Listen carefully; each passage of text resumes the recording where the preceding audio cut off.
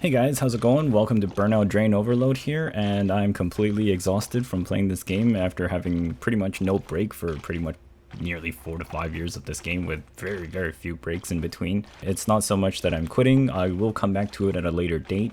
Mostly I am just burned out, and numerous amount of things led up to this burnout essentially. The Heidel Ball, they talked about like all this content and stuff, but then like quite shortly after, class content came out. It was the Sage that was released. Nova was released very shortly before the Sage, and then the Sage came out, and then after the Sage came out, the Corsair came out, and then and then that's where my burnout hit, on top of like a number of other things happening, like being unpartnered, and then like seeing other bigger streamers get banned, and it's kind of like okay, scratch head moment. And then seeing like obviously a lot of people have seen Morland's video, watching fake Uni blow up all his gear, so mostly those things attributed to it, but it's not really like the top end reasons as to why I've already taken an interactive role since like the beginning of that timeline. It's mostly that there's still a very big transparency problem in BDO. It's very annoying. Most of the time when I read patch notes, I usually get triggered because I'm always harping and criticizing like, what the hell are these patch notes? They're completely worthless and useless for most of it, especially like the balance changes or whatever to classes. A lot of people read it and I feel like they get suckered in, and like one of my top criticisms is that like some of those digit changes mean nothing. They literally attribute to nothing when there's so much hidden in the background that a lot of new players won't really understand what's going on in BDO anyways. So it's really annoying.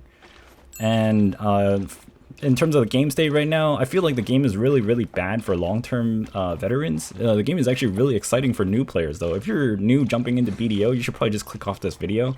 But because like, honestly, I feel like if I started BDO today, I would probably have a lot more fun than if I started it like 2-3 years ago. Everything gets easier. We've got like necklaces that are being handed out now that used to worth like 32 billion almost 2 years ago. So I'm talking about like Tungran necklaces. When the central marketplace came out, my necklace, when I made it, it was worth 32 billion. Nowadays it's only worth like 6 to 8 billion or something like that. So just on a quick check here, it's quite literally 8 billion. It's dropped drastically in price. It tanked even further on this season when the Capotion necklace was announced. And this is what I mean. Other problems were like Heidel Ball mentioning 340 AP Calpheon areas. Currently right now that's like almost like hard cap, maximum gear hard cap. So that means that there's also going to be new gear or new creeping score gear.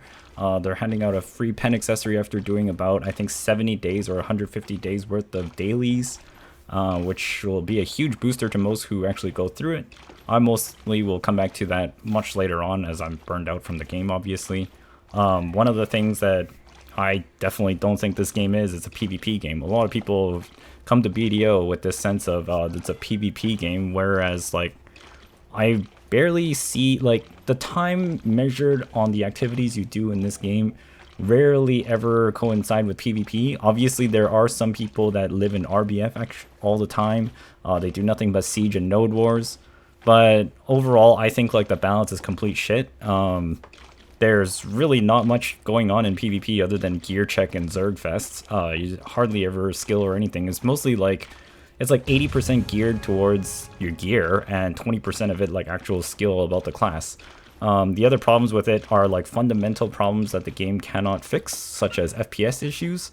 If you're not playing at about like 115 FPS, you're pretty much at a disadvantage across the board to anybody doing anything in this game, because FPS practically dictates animation speeds for everything. Animation speeds for cooking, life skilling, for combat, for movement, for speed, for ships, for horses. It affects literally everything across this game. It's a fundamental problem. I don't think they can really fix that anytime soon, but the things they can fix, which I'm really annoyed about, are transparency. For instance, the fact that I'm mentioning class modifiers here, and probably a lot of people watching this video don't even understand that there are class modifiers between each class. So warriors, for instance, will hit approximately like 96% effective damage against Mystic. No, 91%. And then that used to be 101% or something like that. So you lost like a total of 10% overall output damage effectiveness to a Mystic. Where is that shown? Nowhere in the game. How did we discover it, or how did I discover it? It was more or less the KR Global patch notes. They revealed it one time, and they said that they changed the damage ratios across like all the classes between like attacker, and defender. And I was like, this is insane. Why is nobody in outrage about this? Meanwhile, everybody's looking at their PvP damage skills, and a long time, only up until 2 or 3 weeks ago, we finally get PvP damage reductions on some of these skills. And everything people tested 4 or 5 years back are literally meaningless up until this point. This skill itself, Chakram Rise, is negative 75.8% damage loss in PvP, whereas Lunar Dash is only 23% loss. The difference is enormous. Everything you tested in hits and whatnot make no sense. Like, you have to start all over again. On top of that, you don't know your class modifiers. You also don't know your base, like, hit rate or accuracy rate or whatnot. The tooltips in this game are complete garbage. It never really speaks to anything that you could determine. If you played games like Path of Exile, Dota 2, the mechanics are very straightforward in that game. When it says critical increase by 2%, it literally means increases your critical by 2%. So if you had 10%, a 2% increase would be 12. If you have 1%, a 2% increase would be 1.2. Here, it's literally critical hit rate plus 50%. If you don't have a base rate, you can only make assumptions, and even then it was still confusing early on. Unless you're a longtime veteran player, then you actually understand what this means. Critical hit rate here means plus 50%, means it literally adds 50% crit rate onto you. It's not an increase of like 50% from 10%. 10%, 50% increase would literally be 15%. But here, if you have 10% and then you get critical hit rate plus 50%, that means you have a 60% critical hit rate. That's how you explain actual mechanics that make more sense. They could change the tooltip to be set critical hit rate plus 50%. They just have to put that one word in front of it. But it's critical hit rate plus 50%. It's ambiguous. You can't tell unless you've literally played the game a long time. Same with the accuracy rate. The only assumption I can make here is that accuracy rate on these skills do not match anything to do with your stat sheet accuracy. Accuracy rate here literally means true strike rate is what I'm assuming what it means. And the same with evasion rate. When you see a skill that says evasion rate due to poor tooltips, to follow any form of consistency, all evasion rate plus 9% means you have a 9% to permanent dodge anything at a 9% rate. Doesn't matter how much accuracy your opponent has. Doesn't matter how much accuracy rate like your opponent has. Like, if you have 9%, all attacks have only a 91% chance of hitting you. So there's no like permanent anything. But then you don't know if your class has any base like evasion rates or anything as well. You have these passives that are now finally added up into a stat sheet. But this is just like a consolidation of everything that's pointless still, because you still don't know what's going on in the background with class modifiers. There's not a giant like spreadsheet that they put in the game that you can easily check what bonus damage you do to which class, so you can actually tell if you can be an anti-X class or whatever. But it's not in there, and you'll never know unless they release it. So transparency is still piss poor garbage. On top of that, like, the FPS issues that I mentioned earlier wildly change how a class can be played. Sorks go from either an iframe with a gap, or either that you have so much FPS that you can iframe with no gaps, because you have so much FPS and your animation speeds up that it basically makes your skill have no iframe gaps in between. Warrior, same thing. Anybody who's played Warrior enough and looked up Warrior guides, everybody's saying like you gotta play with like 115, 150 FPS or like 300 FPS or something. And then other people are like, oh, you're just trying to nerf Warriors. I'm like, no, I'm trying to make sure everybody's on the same page so that one Warrior who's playing this way isn't like completely dumbfounded by the other Warrior who's like, I can't do any of this because I'm at 50 FPS because this is nonsense. It doesn't match. That should not be a thing, how a class fundamentally changes from one to another just because of FPS issues. And then the other thing is like lag. The game favors people who are lagging in this game. If you lag, you are not punished in this game. You're granted desync advantages.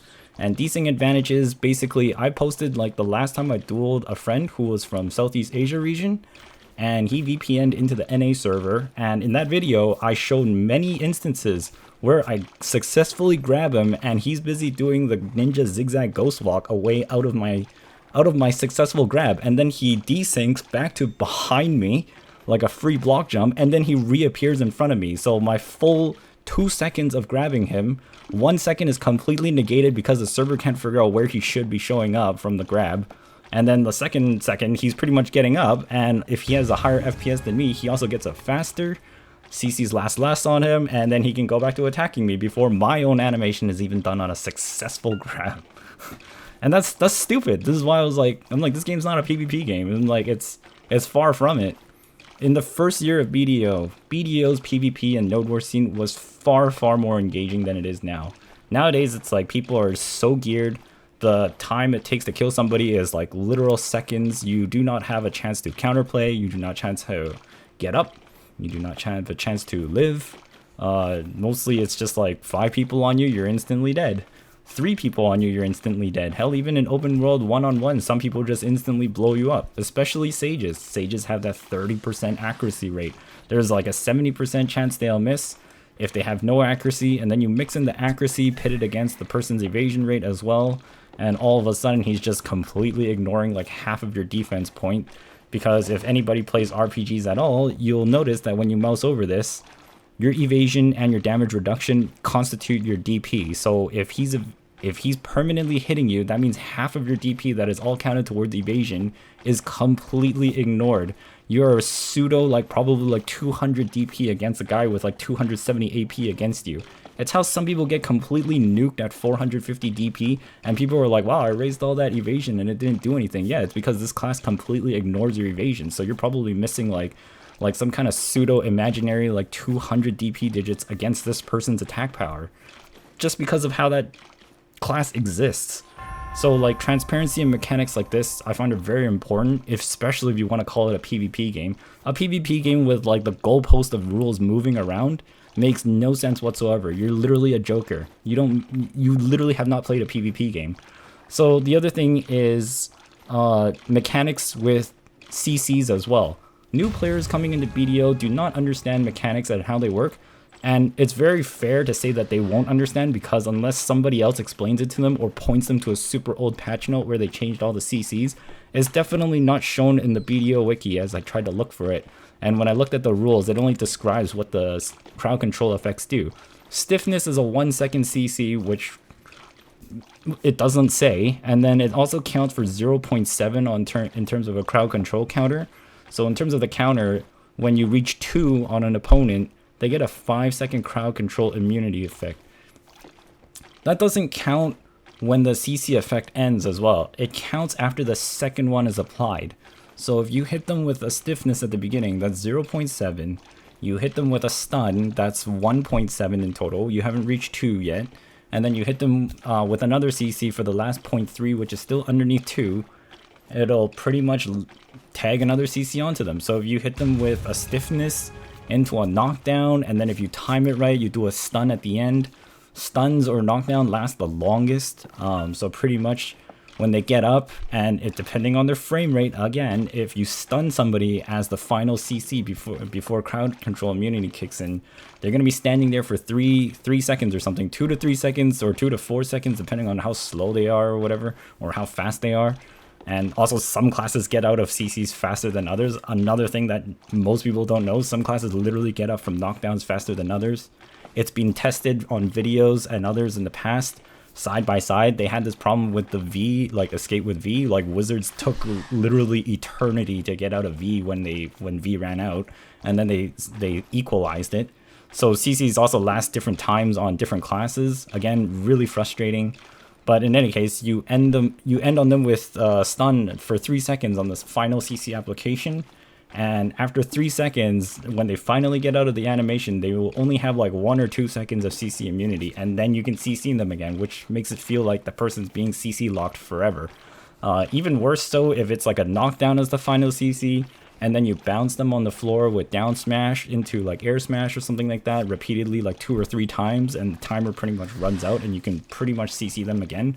So like playing like a succession mystic, which I tried on like a officer when we were dueling, I pretty much CC'd him for almost 12 seconds long and he couldn't do anything.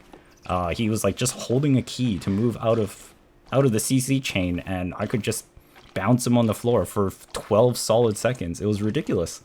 But you won't know this unless like somebody from veteran long-term tells you. The mechanics are completely like up in the air, so it's really annoying.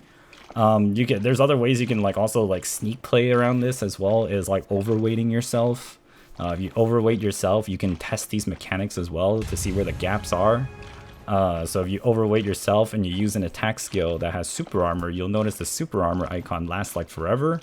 And then if you also do like iframes, you can also see where the animation iframes are from beginning to end when you do something like that. So overall, it's like, it's very frustrating that there's all these problems and it's been there for ages. Patch notes, when I get really frustrated is like, so for instance, Kuno had a skill buffed or whatever recently in succession. There was a skill called Ninjutsu Prime Shackles, and they changed this and said it was like 12.8% more or something more damage. Doesn't really mean anything. Like, that patch note is like, is that 12% more for PvP? I think it said it was for PvP. So my question would be like, you see that negative 30.85%, 12% more damage could be, again, like the whole thing I explained with critical rate, it could be 12% up from what it was, which is damage negative 26% up to 38.5, or they either modified the damage output on the hit damage there, 1774 x5, bonus 12.8%. You don't really know which one they're referring to. They only said that the skill was increased 12.8% more damage. So you can either assume that that means that, or it's meant for PvP, or in terms of PvP, when if they specify PvP only, you still, like, it doesn't, like, the damage could just be hidden.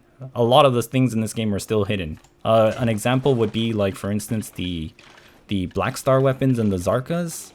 It was tested that they had hidden critical damage on the Black Stars when they said it was the same.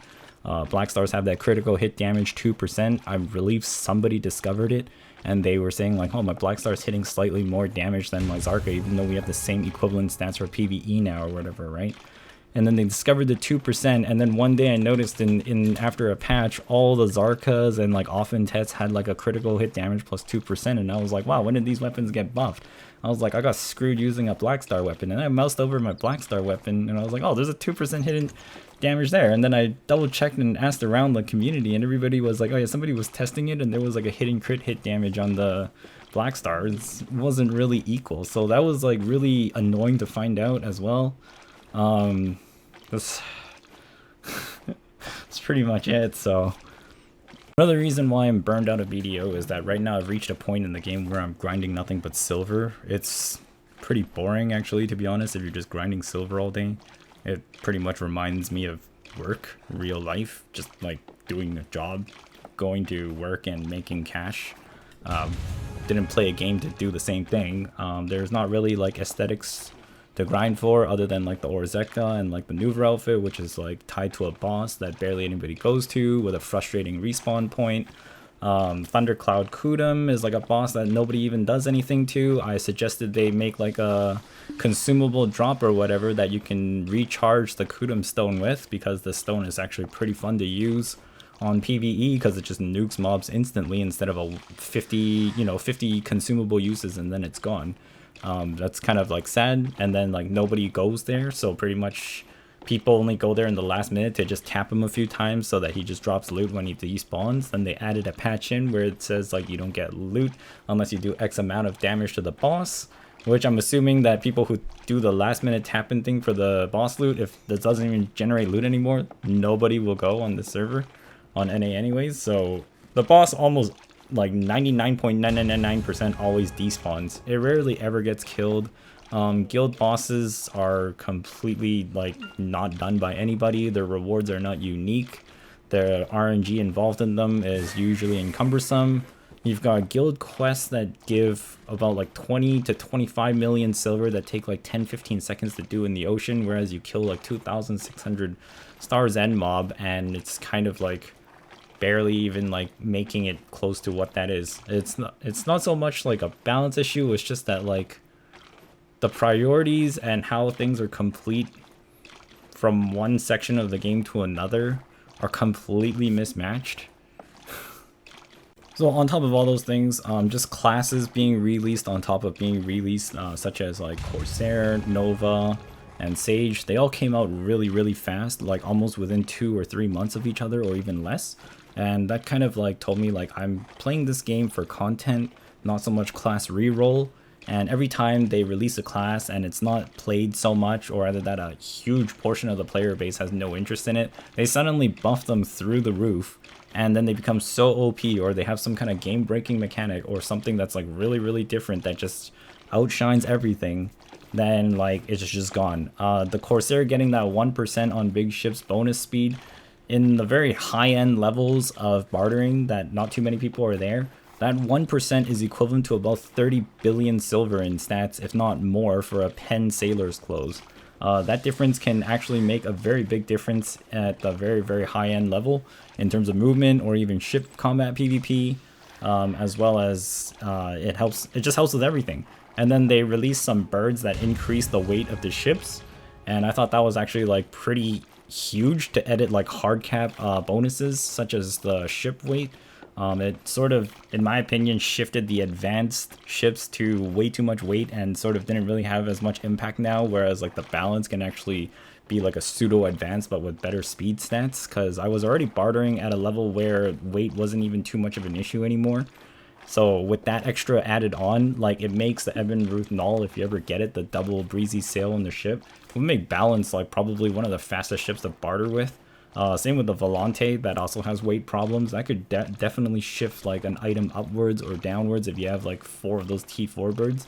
Especially if you do a lot of bartering, that isn't really like a convenience thing because it's editing a hard cap to go beyond the limit of what it could be compared to like everything else in the game, which doesn't drastically change one segment of the game entirely like that. So that was also like attributing to burnout, because I'm like, I really don't want to like do this again and all this whatever for that. So, and that also was like, wow, I'm like hard cap change. There was also the whole Dandelion and Dragon Slayer at one point where they changed the hard cap effect of both of the items, where one gained 12 monster species damage and then the other one only had 7. It was like a whole 5 species damage difference on top of a 1 AP step difference, whereas prior to that hard cap change, the Dandelion and the Dragon Slayer difference was only a 1 AP difference, and then after that it was like a 6 total AP difference, because the AP 1 scales onto the sheet and the other 5 are just added on, which is still pretty huge.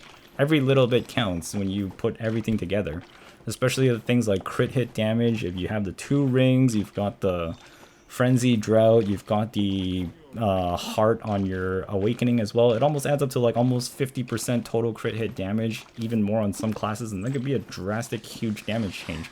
So like all these little things matter to me, especially if it's a hard cap change. Hard cap change, you don't get a choice in it. That's a developer screwing you over or buffing you essentially.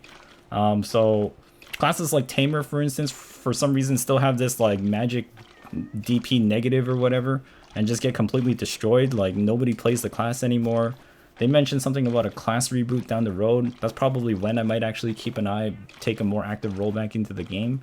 But until then, like stuff like that, it shouldn't happen. There should be more equalization across all the classes rather than hidden mechanics and hidden modifiers, hidden mechanics and stats that don't make any sense.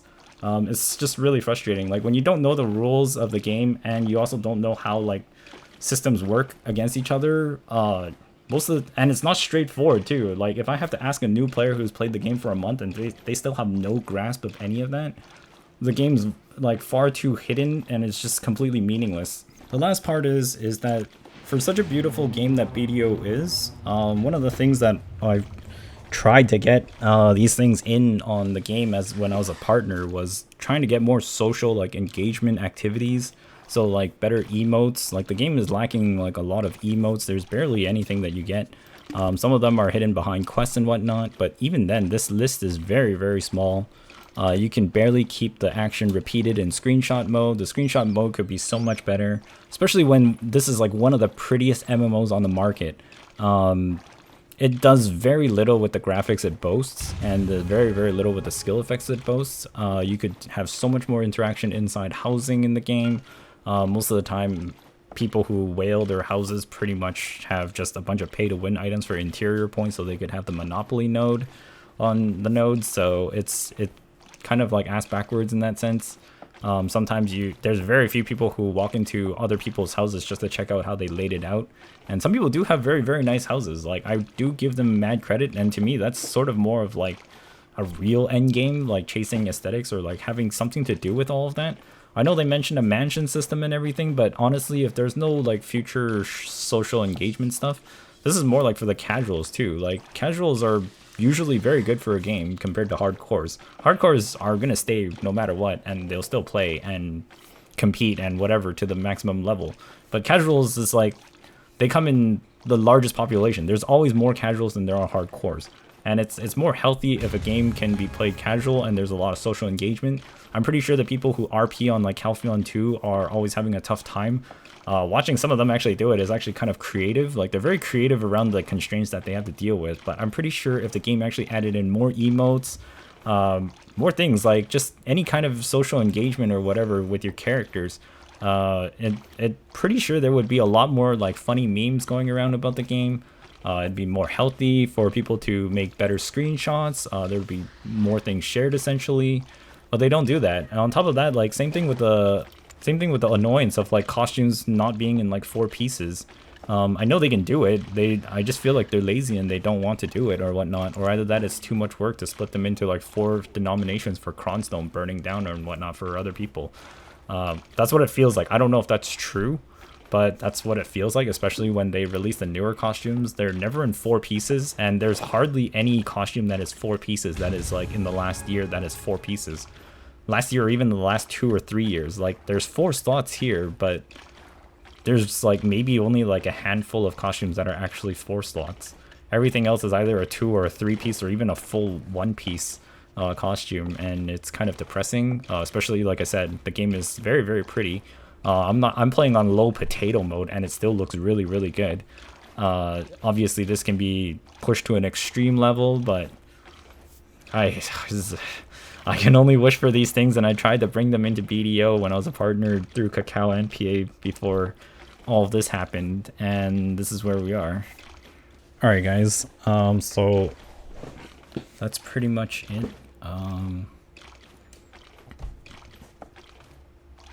I don't know what else to tell you. That's actually all I wanted to tell you, is that I'm burned out of this game due to non-transparency. It still exists in the game. This stat sheet that they released recently, this doesn't mean too much. I looked through it when I put it in, and I was like, doesn't really mean much. It just pretty much added up everything together that you could already find out just from mousing over and doing a little bit of elementary math for yourself if you weren't lazy. Yeah. Much of this doesn't really change much of anything. Ranged evasion rate 5%.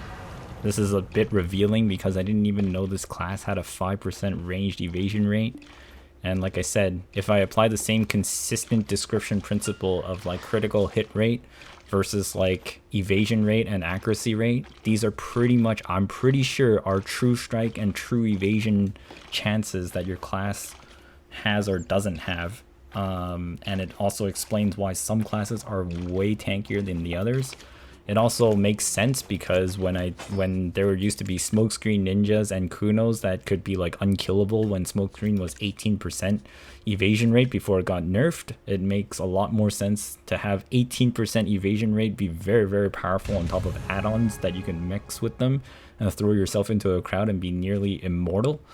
So you stack evasion even higher, then you get your 18% Smokescreen rate, so you've got like an 18% total dodge chance from just that alone.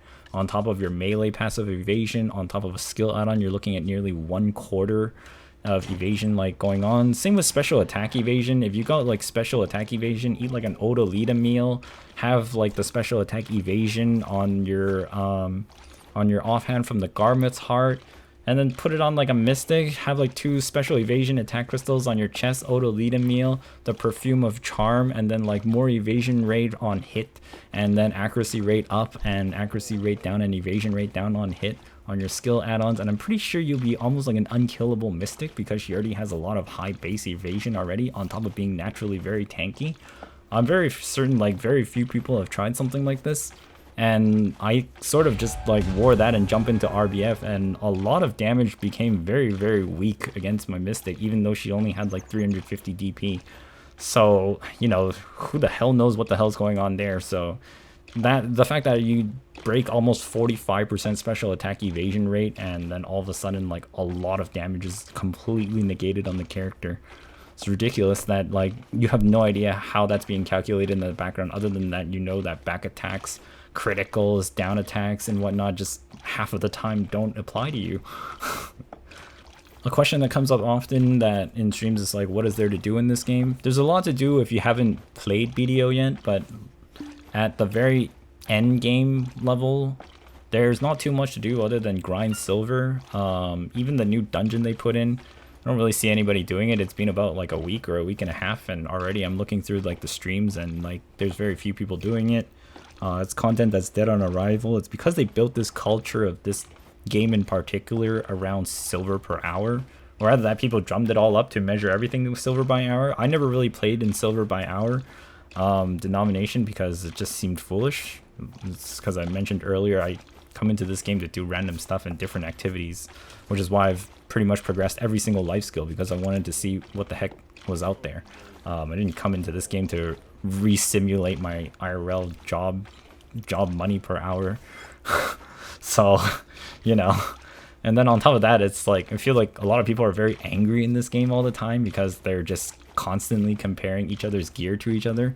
And for a game where everybody keeps trying to gear check each other really heavily, I'm surprised that there isn't like, you know, you click on somebody and just, why is there no like inspect button on there? There's only trade, duel, follow, read introduction, and party invite. I mean, if that was such a giant concern that everybody is doing it all the time, I'm not certain why there isn't just like a search function off of like the rankings or whatever, and you could just click their name and then just right click and you know, examine gear or whatever.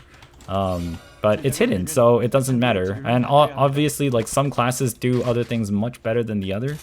If you have classes that just perform far better because their base stats are way better, like for instance Meiwa, the Brandish Moon or whatever, it's like an 18-second cooldown, but it's weak as fuck, whereas like the Sage, he's got skills that are on like a 10-second or 12-second cooldown that hit like 4 times as hard.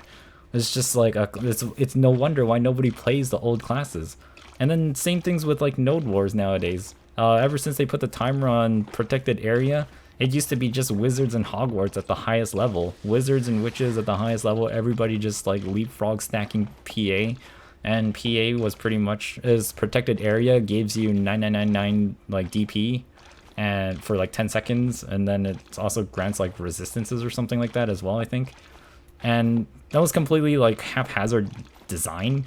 And then people built it into a meta, and then people were saying like, oh, we can't do like PvP without a bunch of PA or whatnot, but I'm just like, this doesn't make any sense. It pretty much nullifies your entire need for armor if you can just stack it. And if you're running into a ball of 10 people who also hit equally as hard like a bulldozer, chances are your armor that you have currently won't even matter anyways. You'll still vaporize in a matter of 1 to 2 seconds. It's just whether or not you have PA on your back or not.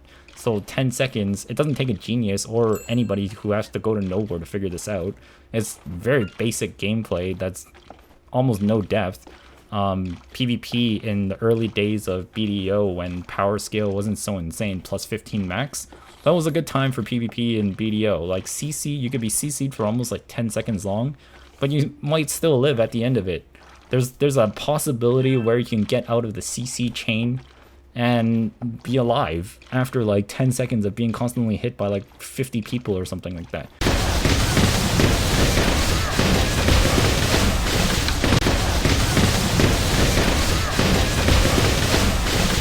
Nowadays, you can't even survive against like 2 or 3 people. It's kind of ridiculous.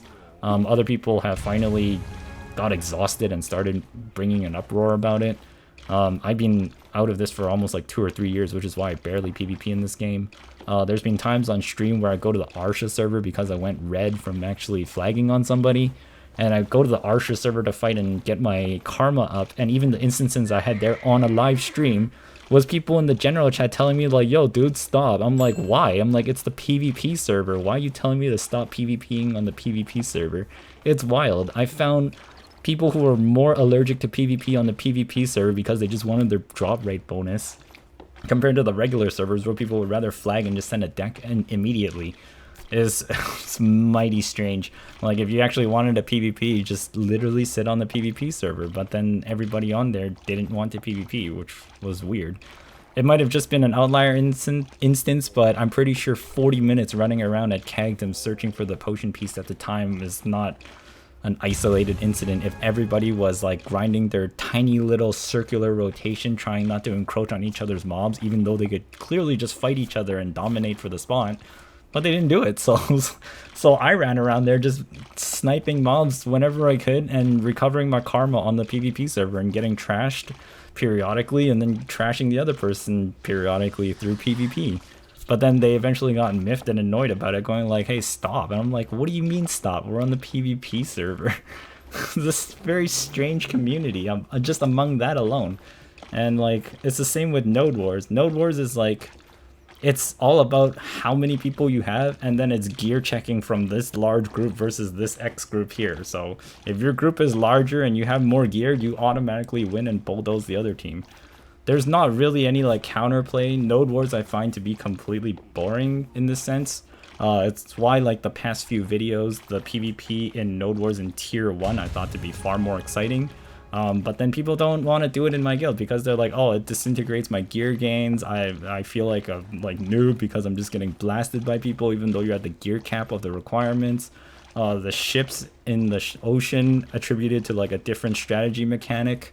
It was far more exciting to me, but everybody else was so annoyed about it because like their maximum 700 gear score didn't apply and whatnot. And then there's other people who have like tier 1 accessories of like human damage and whatnot, just like completely like blasting these dudes or whatever. And then I was like, this just means like you don't want to play with skill, you don't want to improve.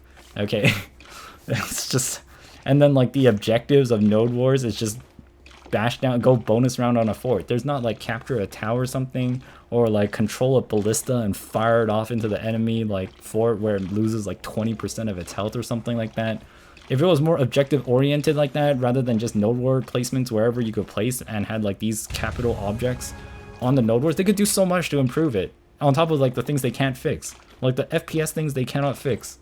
They cannot fix that in a short amount of time, but then things they can fix is transparency, more objective oriented node wars, you know, different mechanics that aren't really stupid anymore with like crowd control effects. They should honestly just implement a crowd control breaker that goes on cooldown every 40 seconds instead of V. V happens every 5 minutes, but if you had a crowd control breaker every 40 seconds, I'm pretty sure everybody would be much more happier. Except for people who are just CC locking people forever like a Succession Mystic while also being in super armor simultaneously. So I don't know why that's a thing. Anyways, this is pretty much the end of the video. It's pretty long already. Thanks so much for listening all the way here if you made it here. Honestly, like, long story short, the game needs a lot more transparency. A lot of the mechanics still to this day make no sense. Even like things on your stat sheet bar here, a lot of the time you can mouse over this attack speed level. You don't know how much attack speed this gives. I think it was like 20% was what people determined.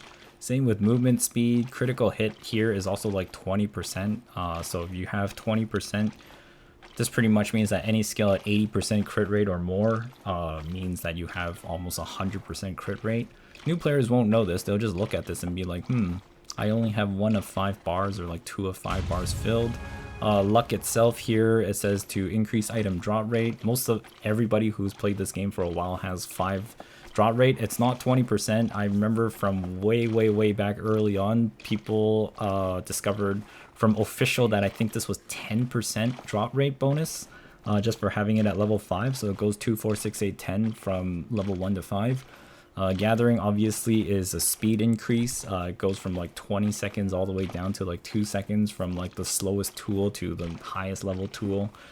Fishing as well, down to 3 minutes or something, or like 1 minute before bite in an abundant sea. But it doesn't say anything of this sort. You'll never know unless like you measure and test it yourself, and you can definitely go and do that, but it's hyper annoying that you still have to go do that after this game has existed for 4 or 5 years. Early on, people did not know if attack speed or cast speed applied to one class or another. It took almost like a year and a half before they differentiated which classes need attack speed, which ones need cast speed, and then finally they came up with this character sheet. So, you know, even now to this day, on this video itself, there's no transparency on like stats like these things right here. And that to me is just like, it's not hard. They have to code this in somewhere anyways. It's a literally copy and paste. in their coding, because this has to give you some bonus. And if there is no bonus, then you're raising these stats for completely like zero gain for yourself. So like they have to actually make an effort to hide it, or just completely not write anything at all when it's just a copy and paste of something they've already coded in as a stat to the game, is my issue. Like, this is a fixable issue that they do not want to fix. And the other reason why I'm so harsh and critical on this is because in BDO Mobile, they have all of these things transparent. It's the same company, maybe a different team, but it doesn't make any sense considering it's the same universe theme, same classes, like different skills, probably in different execution, obviously on the mobile. But the world and the themes and the stats and like ideas are pretty much from the same cloth, cut from the same cloth. And that's why I'm so critical on BDO. As much as I like playing the game for like the past 4 years, I don't regret any of it. It's just that it's so frustrating that like I have to step away from the game because it's becoming really like annoying and frustrating and toxic myself, going into a downward spiral when I'm having a live stream of it. Like, I catch myself and see myself devolving into like it's gonna become I hate this game eventually. So I'm stopping, taking a break, taking a more inactive role, and playing other games. Obviously having a blast in Final Fantasy XIV. This was before the whole Asmon Gold thing was going on. I've been playing it since January 2021 in the background with BDO. I've had dual streams where I was playing FF14 and BDO simultaneously, tabbing between both of them. And yeah, that's pretty much it. So like when the game expands in BDO, probably to the Island of Demons, that still isn't out yet, to the Kingdom of Hasso, and when like max level maybe reaches like 70, 80, or 90, or 100, because at the game's release it was data mined that the levels go up to 100 or something someday. Don't know if that's still true. There's going to be the whole class reboot going on later on, so obviously like for me, in terms of the game's current state, I feel like a lot could be improved, and it keeps falling on deaf ears. And yeah, hopefully the game does do better over time, but I need to take a break. Alright, so thanks so much for watching, and I'll see you guys next time. Peace.